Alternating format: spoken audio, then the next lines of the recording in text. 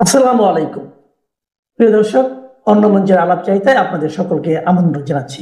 প্রিয় বন্ধুরা, প্রীতি সালাম এবং শুভেচ্ছা নেবেন। ডক্টর ইউনূস মনে হয় যে চাইছে যে ম্যাডাম বোধহয় মরে যাক বা এখনই মরে যাবে। এদিকে গতকাল মানে বাংলাদেশের ইতিহাসে এটা খুব রেয়ার ঘটনা যে একই দিনে ক্যাবিনেট মিটিং বা উপদেষ্টা পরিষদের সভা, আবার ওই দিনেই একনেকের মিটিং।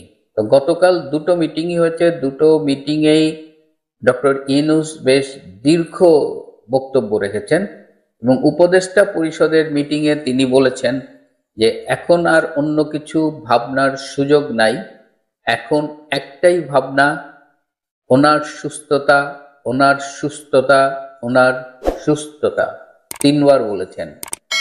তার মানে ডক্টর ইউনূসকে এখন এই খালেদা জিয়ার এই অসুস্থতার মুহূর্তে বেশ নির্ভার মনে হচ্ছে এবং অন্য কিছু ভাববার সুযোগ নাই। মানে কি, এই ডিসেম্বরে তো ফেব্রুয়ারি নির্বাচনের তফসিল ঘোষণা করার কথা। আমরা কি তাহলে অন্য কিছু ভাববার সুযোগ নাই বলে নির্বাচনী ভাবনা থেকে সরে যাব? এদিকে বিএনপির চাপের মুখে এবং অনেকটা বিএনপির সহানুভূতি অর্জনেরও একটা মানে এক ঢিলে দুই পাখি মারার মতো ব্যাপার। ডক্টর ইউনূস তার উপদেষ্টা পরিষদ হঠাৎ করে বেগম খালেদা জিয়াকে ভেরি ভেরি ইম্পর্টেন্ট পার্সনের স্ট্যাটাস দিয়ে তার জন্য এসএসএফ নিয়োগ করেছে। এই এসএসএফ কেন নিয়োগ করা হলো এটা নিয়েও অনেক আলোচনা সমালোচনা চলছে। ভিডিও ক্লিপে দেখলাম যে এভার কেয়ার হাসপাতালের সামনে ব্যারিকেড বসানো হচ্ছে, সম্ভবত ভিড় এড়ানোর জন্য, অথবা যদি কোনো কিছু ঘটে যায় তাহলে যাতে কর্মী নেতাদের একটা হ্রাস নিয়ন্ত্রণ করা যায়, এটাও হতে পারে। দুটো ইন্টারেস্টিং খবর দিই। একটা হলো যে যারা মনে করছেন বেগম খালেদা জিয়া বোধহয় মারা গেছেন, তাকে রাখা হয়েছে, অনেকে এটা নিয়ে কথা বলছেন এবং আমাকে অনেকে জিজ্ঞেস করছেন, তাদের অবগতির জন্য জানাচ্ছি যে গতকাল রাত থেকে বেগম খালেদা জিয়ার অবস্থার সামান্য উন্নতি হয়েছে। তিনি যে অক্সিজেন নিচ্ছিলেন 50%, সেটা কমে 35%-এ নেমেছে।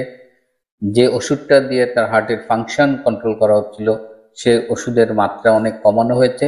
এখন মূল চ্যালেঞ্জটা হয়েছে যে তার যে ইনফেকশনটা হয়েছে, যে ইনফেকশনের সাইড ইফেক্টসের কারণে আরো সমস্যা হচ্ছে, সেই ইনফেকশনটা জন্য তো ট্রিটমেন্ট চলছে, অ্যান্টিবায়োটিক দেওয়া হচ্ছে। এখন অ্যান্টিবায়োটিকটা আসলে কাজ করবে কিনা, যদি অ্যান্টিবায়োটিক কাজ করে তাহলে হয়তো তিনি সুস্থ হয়ে উঠতে পারেন, যদিও এখন কোনো কিছুই বলা যাচ্ছে না, বাট এটা একটা বিষয়।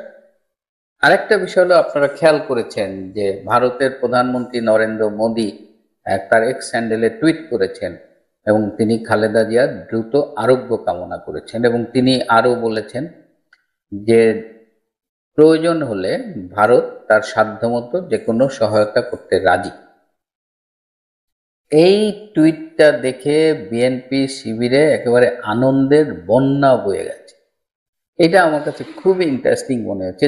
যে দলটা উঠতে বসতে শুইতে ঘুমাইতে দাঁড়াইতে ভারতকে গালাগালি করে, যাদের রাজনীতিই হলো ভারত বিরোধিতা, সেই দল ভারতের প্রধানমন্ত্রীর এক্স হ্যান্ডেলের একটা টুইট দেখা মানে সারা দেশে আনন্দের বন্যা বয়ে গেছে। এবং সাতক্ষীরায় গতকাল মিছিল হয়েছে, তোমার ভাই আমার ভাই, মোদি ভাই মোদি ভাই।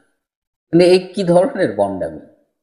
বাংলাদেশে আপনি যদি স্মুথলি সরকার চালাতে চান তাহলে আপনার সবচেয়ে বড় প্রতিবেশী ভারত, তার সাথে একটা সুসম্পর্ক রাখা জরুরি। কিন্তু আপনি একদিকে গোপনে তার অনুগ্রহ চাইবেন, তার সামান্য অনুগ্রহ পাওয়ার জন্য দিল্লি ছুটে যাবেন, তার পায়ের কাছে বসে থাকবেন, আবার তার বিরোধিতা করে আপনি রাজনীতিটা করবেন। এই ভণ্ডামিটা কিন্তু মানে জামাতেরও আছে, বিএনপিরও আছে। জামাত একদিকে এই ভারত আক্রমণ করবে, ফাটায় ফেলবে, আবার ভারতের একটু সামান্য অনুগ্রহ পাওয়ার জন্য এমন কিছু নাই যা তারা করতে রাজি না। তাহলে এই হলো আমাদের দেশের ভারত বিরোধী রাজনৈতিক দলের অবস্থান, তোমার ভাই আমার ভাই। অবৈধ ইউনূস সরকারের একের পর এক অবৈধ অর্ডিন্যান্সে যেভাবে রাষ্ট্রপতি চুপ্পু বিনা প্রশ্নে তার সই দিচ্ছেন, তাতে একটা প্রশ্ন স্বাভাবিকভাবে উঠছে যে রাষ্ট্রপতি চুপ্পু আসলে কার লোক? তিনিও কি ভেতরে ভেতরে সেনাপ্রধান ওয়াকারুজ্জামানের মতো ছদ্মবেশী জামাতি? নাকি বন্দি সম্রাট শাহজাহানের মতো নখদন্তহীন লাচার একজন মানুষ সম্রাট শাহজাহানকে বাধ্য হয়ে নিহত প্রিয়পুত্র দারা শিকর কাটা মুন্ডু দেখতে হয়েছিল? আর রাষ্ট্রপতি শাহাবুদ্দিন চুপ্পু জানতেন অপরাধ ট্রাইব্যুনাল প্রধানমন্ত্রী শেখ হাসিনাকে মৃত্যুদণ্ড দেবেই, তবু তিনি সেই অর্ডিন্যান্সে সই করেছিলেন। আমার কিছু দর্শক বলেছিলেন সই না করে তার উপায় ছিল না, স্বেচ্ছায় নয়, তিনি বাধ্য হয়েছিলেন অর্ডিন্যান্সে সই করতে, না করলে তার প্রাণ সংশয় হতে পারত। এই যুক্তি আমার কাছে খুব একটা গ্রহণযোগ্য মনে হয়নি, ছেদও মনে হয়েছিল। এই ছেদও মনে হওয়ার কারণ, রাষ্ট্রপতিকে মেরে ফেললে ইউনূস সরকারের কোনো লাভ নেই, বরং ক্ষতি।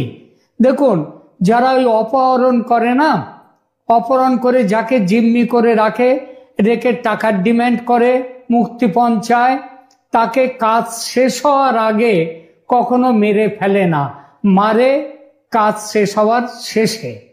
তো বাংলাদেশে ইউনূস সরকারের তো কাজ এখনো শেষ হয়নি, কিন্তু যদি জিম্মি না হয়ে চুপ্পু এই সরকারের স্বেচ্ছা অংশীদার হয়ে থাকেন, অর্ডিন্যান্স জারি যদি তিনি স্বেচ্ছায় করে থাকেন, এই সম্ভাবনা কিন্তু একেবারে উড়িয়ে দেওয়ার নয়।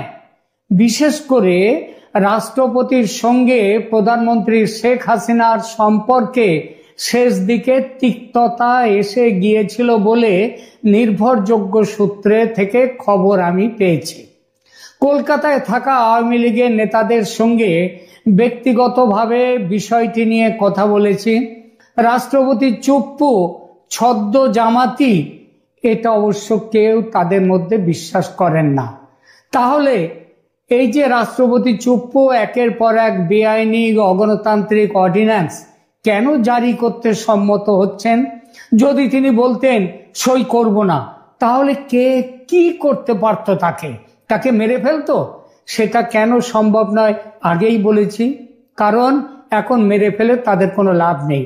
শারীরিক অত্যাচার করতে পারত সামান্য, কিন্তু মেরে ফেলতো না। অপমান করতে পারত, সেটা তো করছেই। সত্যি পরিস্থিতি কি সেটা কেউ নিশ্চিত জানে না। আর এখানেই নতুন এক সম্ভাবনার কথা উঠেছে। এই নতুন সম্ভাবনা এসেছে ভারতের প্রশাসনের সর্বোচ্চ স্তরেও। এতদিন বিষয়টি নিয়ে কেউ সেভাবে ভাবেননি। ভাবনাটা এসেছে অতি সম্প্রতি শেখ হাসিনার ফাঁসির আদেশের পর। এই সন্দেহের জন্ম হয়েছে যে রাষ্ট্রপতি শাহাবুদ্দিন চুপ্পু কি আদৌ বেশ কিছু অর্ডিন্যান্স, বিশেষ করে আন্তর্জাতিক অপরাধ ট্রাইব্যুনালের সংশোধনী অর্ডিন্যান্সে তিনি নিজে সই দিয়েছেন, নাকি তার সই জাল করে কিংবা তার সই ছাড়াই তার নামে জালিয়াতি করে এই অর্ডিন্যান্স গেজেটে প্রকাশিত হয়েছে। দেখুন, বাংলাদেশ সংবিধানের 93 অনুচ্ছেদ অনুযায়ী জাতীয় সংসদের অধিবেশন না থাকলে এবং জরুরি পরিস্থিতিতে রাষ্ট্রপতি অর্ডিন্যান্স জারি করতে পারেন, কিন্তু সেটা অধিবেশন না থাকলে, যখন সংসদই নেই, তখন রাষ্ট্রপতি কোনো অর্ডিন্যান্স জারি করার কোনো ক্ষমতা নেই। তবে অর্ডিন্যান্সে যখনই করুন না কেন, অর্ডিন্যান্সের নিয়ম হচ্ছে অর্ডিন্যান্সে রাষ্ট্রপতির স্বাক্ষর বা সরকারি সিল সেখানে থাকতেই হবে, এবং এটি মূলত কার্যনির্বাহী ক্ষমতার মানে প্রধানমন্ত্রীর বা প্রধান উপদেষ্টার ক্ষমতার অংশ হলেও এটির বৈধতা নির্ভর করে রাষ্ট্রপতির অনুমোদনের উপর। তাহলে এই জালিয়াতির প্রসঙ্গটা কিভাবে এলো? বিভিন্ন সূত্র থেকে রিপোর্ট এসেছে ভারত সরকারের কাছে যে বেশ কিছু অর্ডিন্যান্সে রাষ্ট্রপতির স্বাক্ষর ছিল না, বা সেগুলোর স্বাক্ষর জালিয়াতি করে যুক্ত করা হয়েছে, করে গেজেট প্রকাশিত হয়েছে। সন্দেহ হওয়ার আরো যুক্তিগ্রাহ্য কারণ রয়েছে। প্রথমত, দেশে আগেই যেটা বলেছি, যখন সংসদ ভেঙে দেয়া হয়েছে, সংসদ বলে কিছু নেই, এই পরিস্থিতিতে রাষ্ট্রপতি কোনো অর্ডিন্যান্স জারি করতে পারেন না, কারণ জারি হওয়া অর্ডিন্যান্স সংসদে পাশ করাতে হয়, যেটা সম্ভব নয়। দ্বিতীয়ত, ৭১-এর যুদ্ধ অপরাধীদের বিচারের জন্য গঠিত ট্রাইব্যুনালকে যেভাবে সংশোধন করা হয়েছে সেটা আন্তর্জাতিক ট্রাইব্যুনাল কানুনের বিরোধী। তৃতীয়ত, ইউনূস সরকারের ট্র্যাক রেকর্ড, জালিয়াতির ট্র্যাক রেকর্ড। আপনাদের হয়তো মনে আছে সেই 5 আগস্টে প্রধানমন্ত্রী হাসিনা তার পদ ত্যাগ করে দেশ ছেড়ে চলে গেছেন বলা হলো, এবং সেটা বলার পরে জানা গেল সেই হিসেবে সুপ্রিম কোর্টের কনস্টিটিউশন বেঞ্চের পরামর্শের ভিত্তিতে নতুন সরকার শপথ নিল। পরে জানা গেল প্রধানমন্ত্রী শেখ হাসিনা পদত্যাগ করেননি এবং তিনি যা দেশ ছেড়ে চলে গেছেন কিন্তু পদত্যাগ করেননি। আরো জানা গেল সুপ্রিম কোর্টের পরামর্শ সেটা সুপ্রিম কোর্টের কনস্টিটিউশনাল বেঞ্চে কোনো বৈঠকই বসেনি, অর্থাৎ পরামর্শ বলে যেটাকে সুপ্রিম কোর্ট থেকে নিয়ে আসা হয়েছে সেটা আর এক জালিয়াতি। অর্থাৎ এই সরকারের তৈরি হয়েছে, ক্ষমতায় বসেছে জালিয়াতি করে। আর এই কারণেই প্রশ্ন উঠেছে, বাংলাদেশে অন্তর্বর্তী সরকারের জারি করা বিভিন্ন অর্ডিন্যান্সে রাষ্ট্রপতি সই করেননি বা তার সই জাল করা হয়েছে কি? এই সরকারের পিছনের শক্তি মানে জামাতি শক্তি, ওই আল কায়দা শক্তি, আইএসএস শক্তি, এরা যেভাবে শেখ হাসিনা পদত্যাগ না করলেও তার পদত্যাগের মিথ্যা খবর প্রচার করে এবং সুপ্রিম কোর্টের জাল পরামর্শ যেভাবে জোগাড় করে সরকার শপথ নিয়েছিল, সেই একই পদ্ধতিতে জালিয়াতির মাধ্যমে ট্রাইব্যুনালের সংশোধনী অর্ডিন্যান্স জারি হয়ে থাকলে খুব কি অবাক হওয়ার মতো কথা? আদৌ অবাক হওয়ার মতো কথা নয়। নিঃসন্দেহে এই সম্ভাবনাটি গুরুতর ধরনের রাষ্ট্রীয় জালিয়াতি এটা, এবং সেটা হচ্ছে বাংলাদেশের বর্তমান যে রাজনৈতিক পরিস্থিতি এবং যারা এই রাজনীতির এখন ক্ষমতায় আছেন তাদের কাছে এটা খুবই স্বাভাবিক ব্যাপার। এই ব্যাপারে আজ এই মুহূর্তে কোনো প্রমাণ পাওয়া অসম্ভব, কারণ শান্তির নোবেলজয়ী ইউনূস আইন কানুনকে মেঘনা যমুনার জলে ভাসিয়ে তার রাজত্ব চালাচ্ছেন।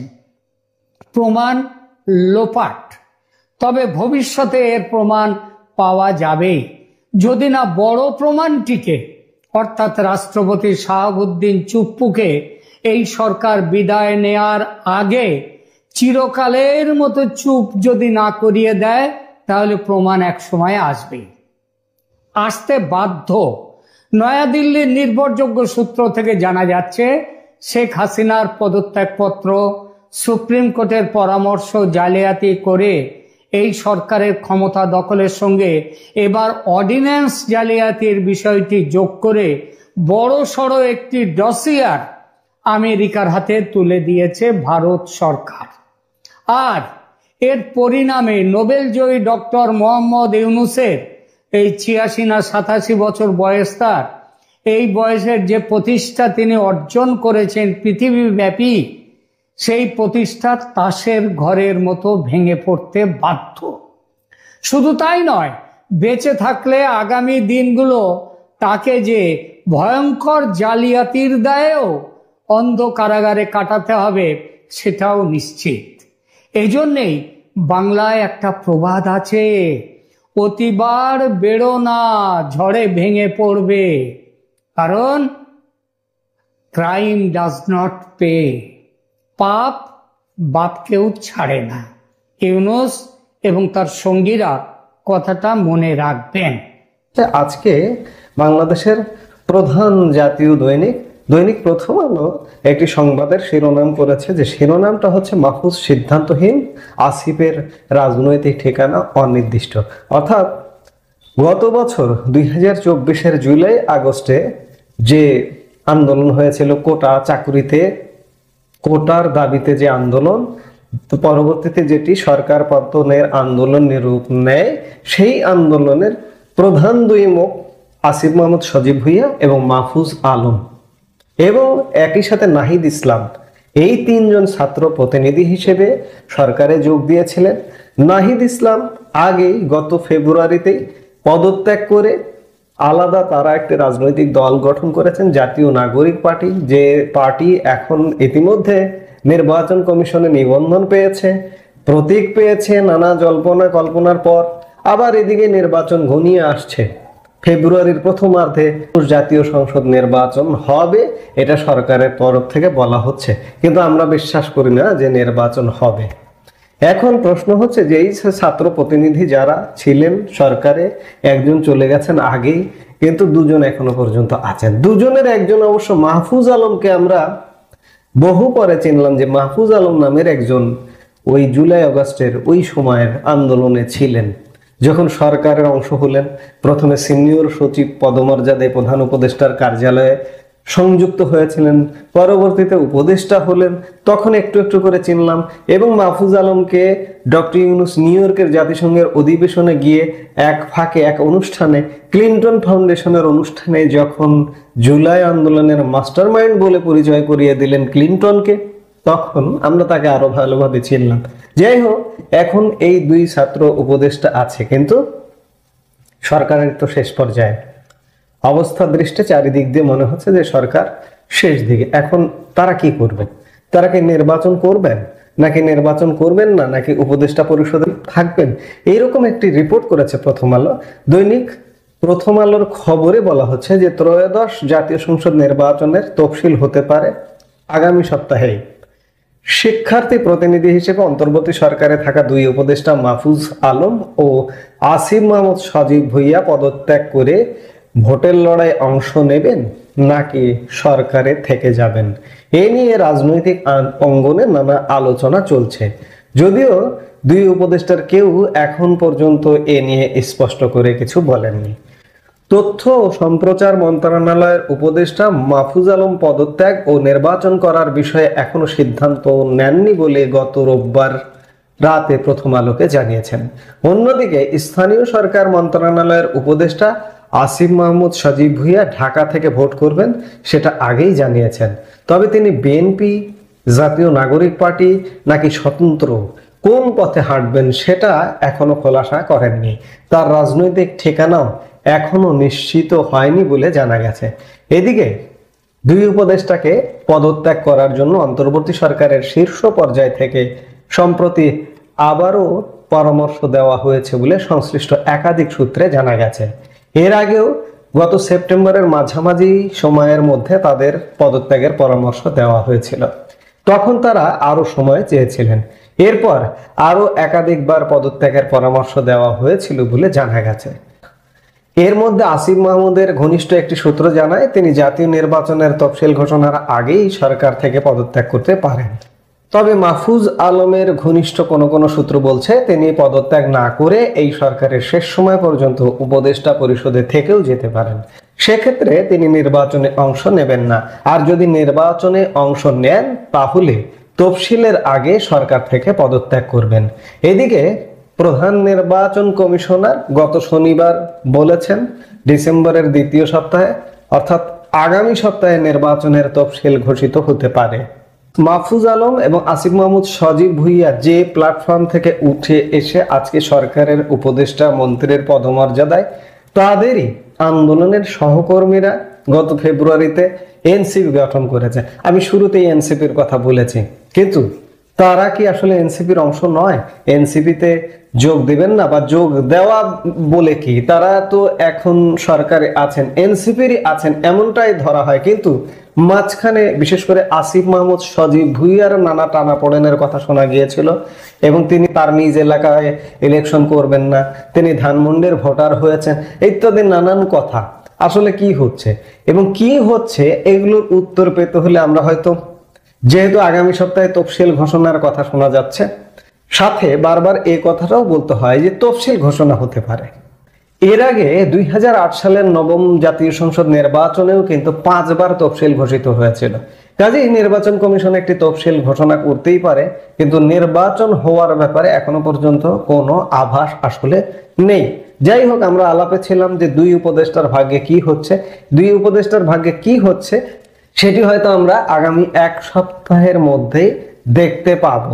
সেই দেখতে পাওয়ার জন্য আমাদের নিশ্চয়ই এই সপ্তাহ অপেক্ষা করতে হবে। 2009 সালে জানুয়ারিতে ক্ষমতা গ্রহণের পরে ফেব্রুয়ারির 25 এবং 26 তারিখে বিডিআর এর বিদ্রোহ হয়েছিল এবং 25 তারিখের শুরুতেই 57 জন আর্মি অফিসারকে নির্মমভাবে হত্যা করা হয়েছিল।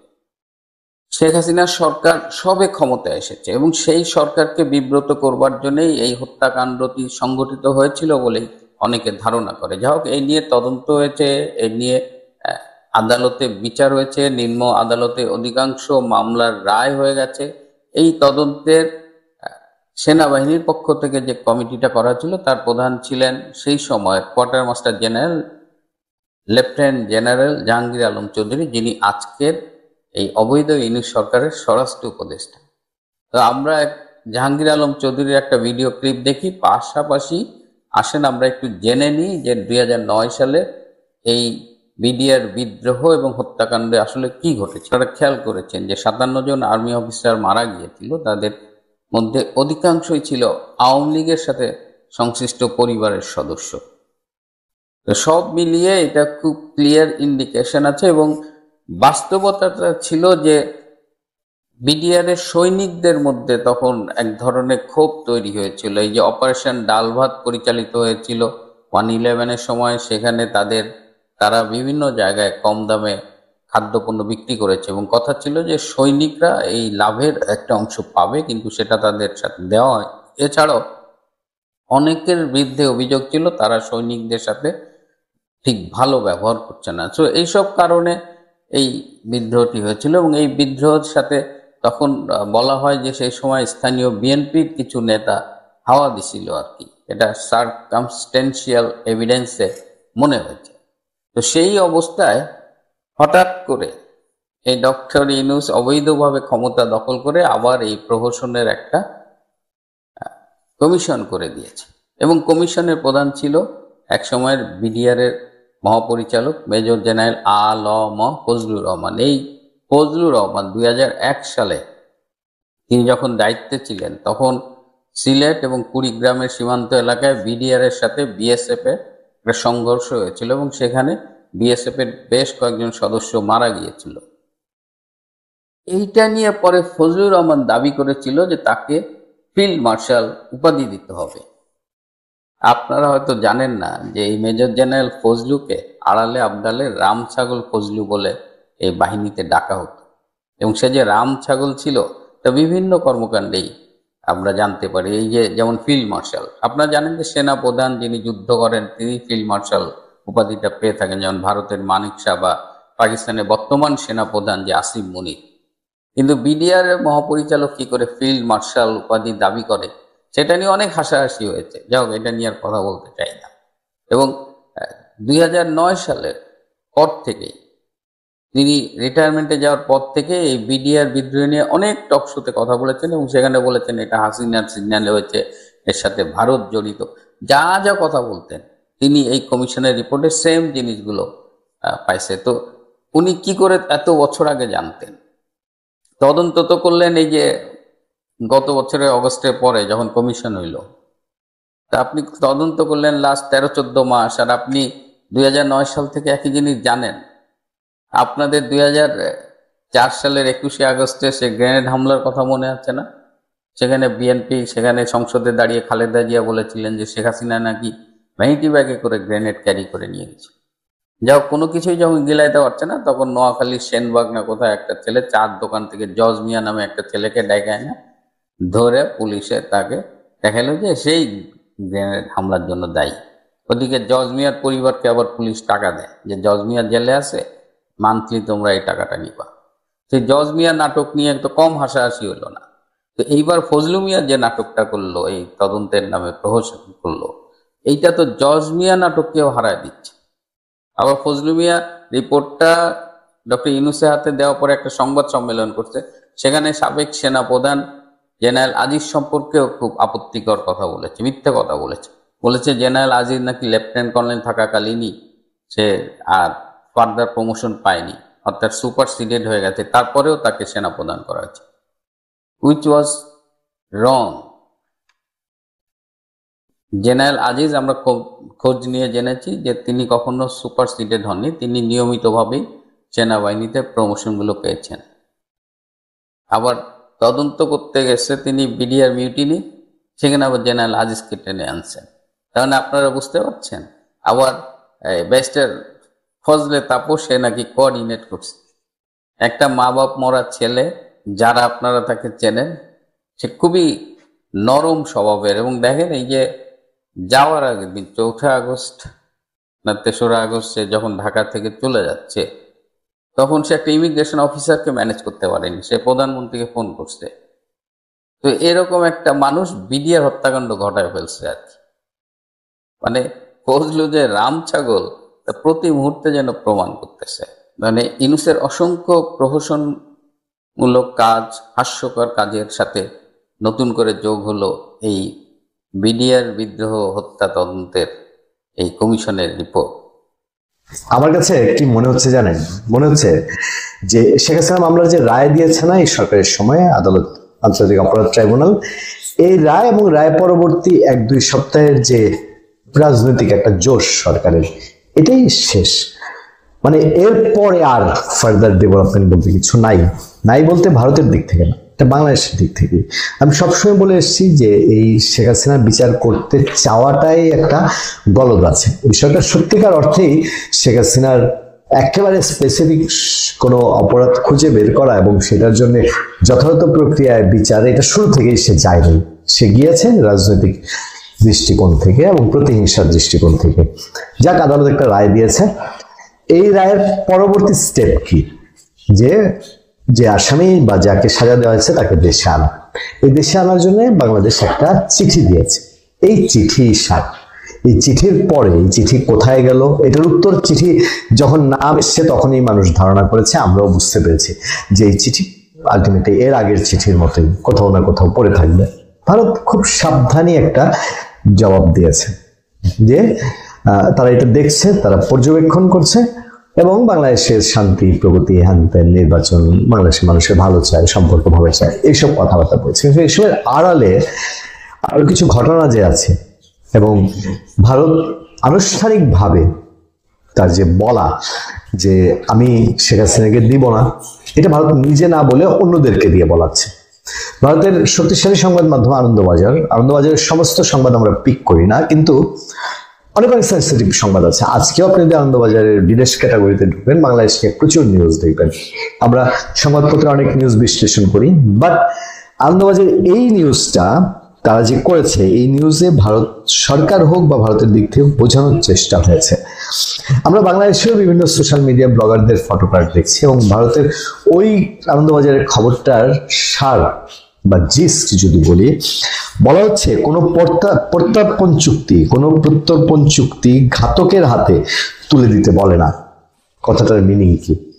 বাংলাদেশ ভারতের মধ্যে 2013 সাল থেকে বন্দি বিনিময় চুক্তি আছে, প্রত্যর্পণ চুক্তি আছে। আদালতের রায়ে কেউ দোষী সাব্যস্ত হলে তাকে এক দেশ, অপরাধী যদি আরেক দেশে আশ্রয় নেয়, তাকে তুলে দিতে পারবে।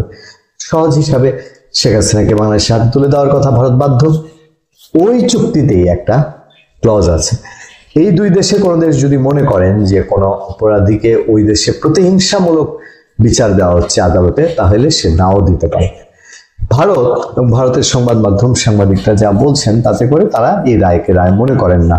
তাদের স্পষ্ট স্বীকারোক্তি এবং বিবৃতি আছে, তারা মনে করেন যে এই রায় ঠিক মতো হয়নি, বিচার ঠিক মতো হয়নি। সেই সংবাদের রণধীর জয়সওয়ালের বক্তব্যের রেফারেন্স টেনে বিশ্লেষণ করে বলা হচ্ছে কোনো প্রত্যর্পণ চুক্তি ঘাতকের হাতে তুলে দিতে বলে না। পাশাপাশি একটা খুবই শক্ত বিষয় যেটা ভারতের সংবাদ মাধ্যম অভিযোগ করছে, ভারতের সাংবাদিকরা স্পেসিফিকলি বলছে, ব্যাপারটা খুবই বাংলাদেশের জন্য চিন্তার বিষয়। বাংলাদেশে মৌলবাদী শক্তির উত্থান ভারতের জন্য বিপজ্জনক। রণধীর জয়সওয়াল ভারতের পররাষ্ট্র দপ্তরের মুখপাত্র, তিনি তার রেফারেন্স আছে। এখন কথা হলো বাংলাদেশের মৌলবাদীর উত্থান। এই বাংলাদেশের মৌলবাদীর উত্থান, মৌলবাদ বাংলাদেশে অনেক পুরনো সমস্যা, কিন্তু আওয়ামী লীগ সরকার বিদায়ের পর ডক্টর ইউনূসের নেতৃত্বাধীন যে সরকার এসছে, এই সরকারের সময়ে একটু চোখ কান খোলা রাখলেই বোঝা যায় যে দেশে আমি একে মৌলবাদী দিয়ে সংজ্ঞায়িত করব, আমি একে উগ্রবাদী দিয়ে সংজ্ঞায়িত করব, নাকি আপনারা যারা এই মৌলবাদী উগ্রবাদী আচরণকে আপনারা বলেন যে আমাদের ধর্মের প্রতি অ্যালার্জি? আমি দেখলাম যে জামাতের লোকজন খুব সহজেই কোনো কারণ ছাড়া যখনই যুক্তিতে পারছে না তখন বলে হ্যাঁ ইসলাম নিয়ে আপনাদের অ্যালার্জি, ইসলাম নিয়ে অ্যালার্জি। বিষয়টা ইসলাম নিয়ে সাধারণের অ্যালার্জি না, সাধারণ মুসলমানদের আমাদের অ্যালার্জি না, যারা ইসলাম নিয়ে ব্যবসা করে, ইসলাম নিয়ে রাজনীতি করে তাদের অ্যালার্জি, কারণ তারা ইসলামকে অতিরিক্ত রকম অপব্যবহার করে। সেই জায়গা থেকে বাংলাদেশের ভেতরে এই ইসলামের, আমাদের ইসলাম ধর্মের আবয়ব দিয়ে, আবরণ দিয়ে, খোলস দিয়ে পাকিস্তানের সঙ্গে, যে দেশ পৃথিবীতে